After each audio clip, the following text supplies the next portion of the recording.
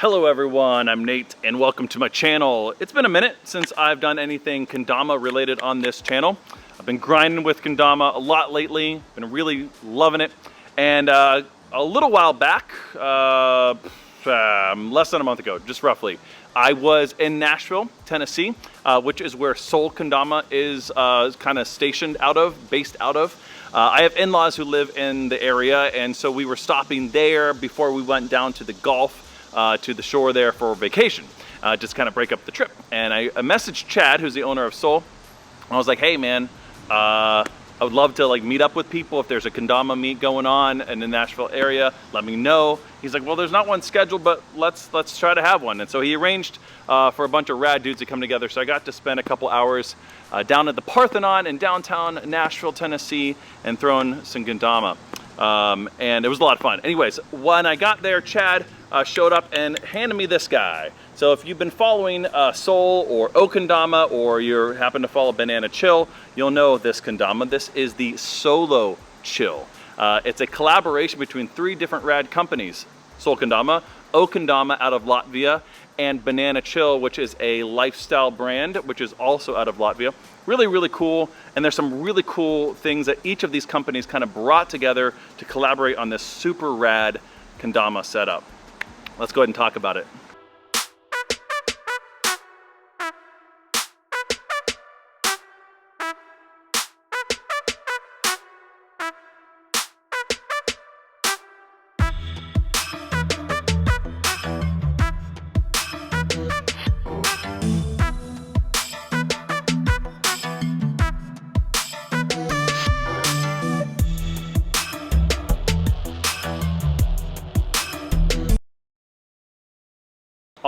All right. So there's a lot of cool things about this kendama that are kind of new to me, as far as, you know, I've been grinding about, I don't know, I thought it was more like 6 months, but really I was looking back at like my first pictures of like decent kendamas I was picking up. I guess it was close to a year ago, but on and off, you know, I mess with a lot of different skill toys. And so I think I've been kind of taking kendama a little more seriously as far as trick building and pushing myself to get better, probably about 6 months. So again, I'm still kind of new, so if you're watching this channel and you're like expecting me to like grind out like the best possible tricks, you're just not going to see that. But I do think I have something to say about this, and we're just going to kind of take a look at it. And you want to call it a review, you want to call it a look at it, whatever you want to call it, that's what we're going to do, okay? Like I said, 3 different companies: Sol, OKendama, and BananaChill. Now, BananaChill is a lifestyle brand. They do sell, I've been on their website, they sell a bunch of cool things from everything from like adventure kind of lifestyle stuff. They have like SIPAs, they have kendamas and other things like that. They are also from Latvia, which is where OKendama is as well. I actually have one of their Rev Clear that I just got, man, in this ash, in this quad. Really like that a lot. Been sessioning that a lot. So that was my first exposure to OKendama. Really, really nice. I like them. So what does each company offer, and how do they contribute to this? First off, the Ken shape here is the ZERO1. Okay, so this is actually OKendama's shape. It's an oversized shape, and I'm going to compare it a little bit here to the 1-Up shape, and you'll see that it does have Sol here as far as, you know, branding, and then it also has OKendama's logo, and then on the big cup here it has BananaChill, and so it has all 3 companies, you know, connected to that, and then it has these little like banana engravings on the actual sword, which is pretty cool. That's the shape here, the ZERO1. Again, that's from OKendama. That's one of their main primary shapes. Huge cups, right? So like oversized cups. Really just a large kendama, like real beefy. Let's go ahead and get into that now, actually, before we get into the contribution of Sol Kendama and BananaChill. So here, I just brought out just one, but just to kind of show you the basic comparison. I'm not laying these flat, but you can kind of see they're kind of level here. But look how much the serrata comes up so much more than on the 1-Up, and which is kind of just a nice all-around shape here. With nothing super over exaggerated, right? I love the 1-Up shape. It's by far one of my top shapes that I have currently. But yeah, this is a huge shape. So if you have bigger hands, you might really enjoy this. But from what I understand is it's not actually regulation either. So if you are, I don't know, in a competition or something like that, if you are one of those pro players or something like that, or even just kind of going into like the amateur level of a competition, which is fine too. This shape would not be permitted to compete with, I believe. So maybe, you know, some of you might just buy it for the Tama, which is pretty cool too.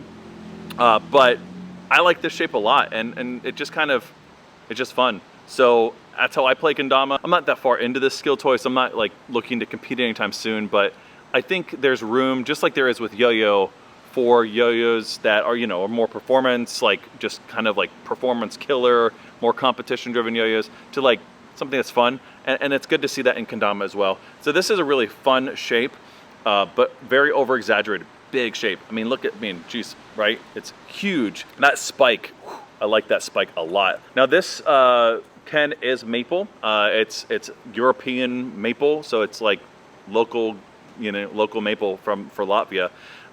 Really nice. It's going to take quite a beating, right? Also, which was interesting, this is kind of a new thing for me too. The string on it is a silk string.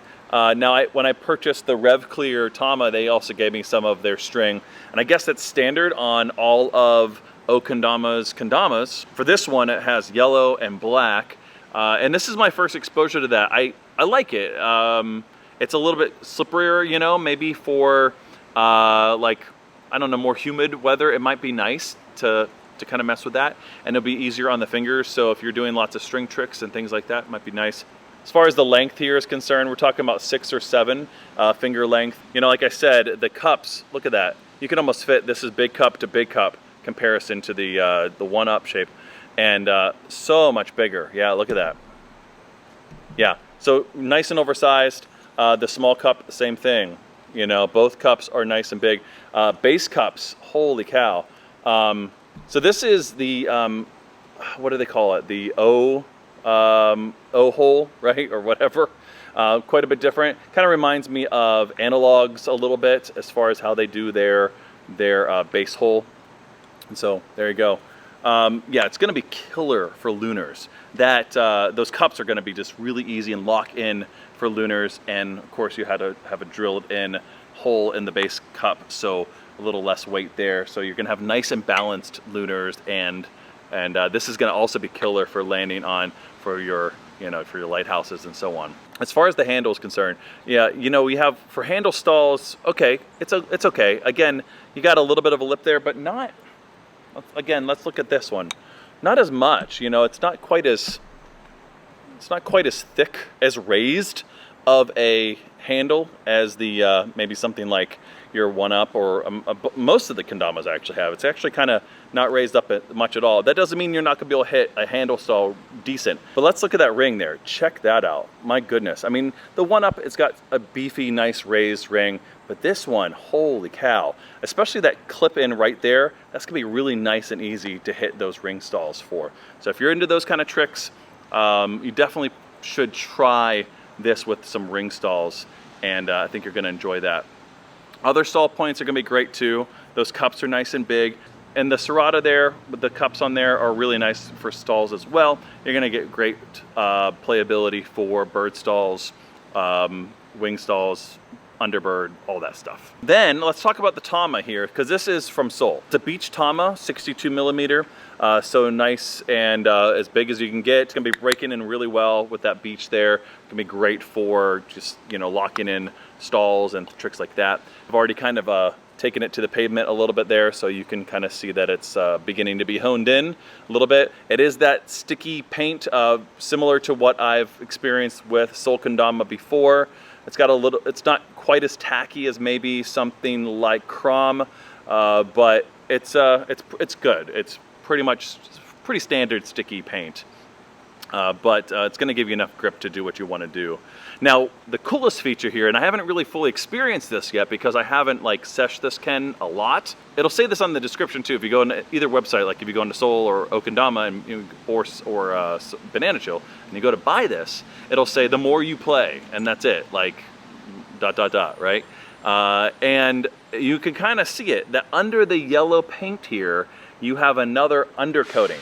So the idea here is the more you play this kendama, and the more you sesh this tama rather, the paint's gonna chip and so on over time, and you're gonna expose something underneath. Now I can kind of see a little bit, and it's gonna be hard to see on camera, but maybe I can put it as close as I can. Probably not, but you might be able to see a shadow of one. So like on this spot, I can see like a little leaf of some sort. And in the right light, I can see it a little bit better. Yeah, there's like a little leaf. Let me see if I can show you here. So like right there, I don't know if you can see that, probably not, but that's kind of a cool thing. And that's BananaChill's sort of contribution, I guess, their vision for it. And so I like that idea. You know, there's sort of a mantra in the kendama community that I think most people follow by, is that destroy all damas, you know, and I kind of agree with that.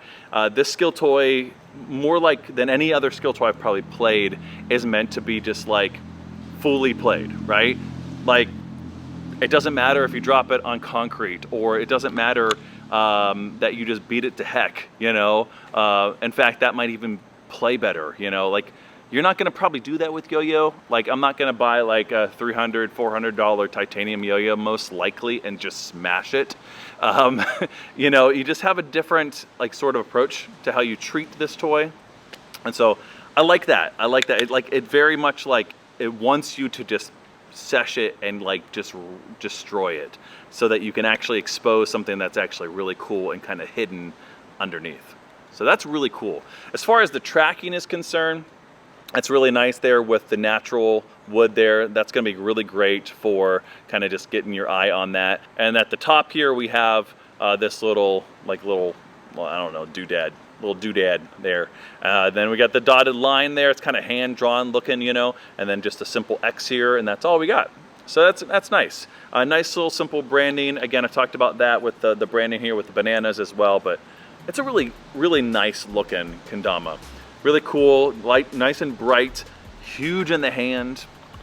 I like the feel of that. All right, until the next one, later.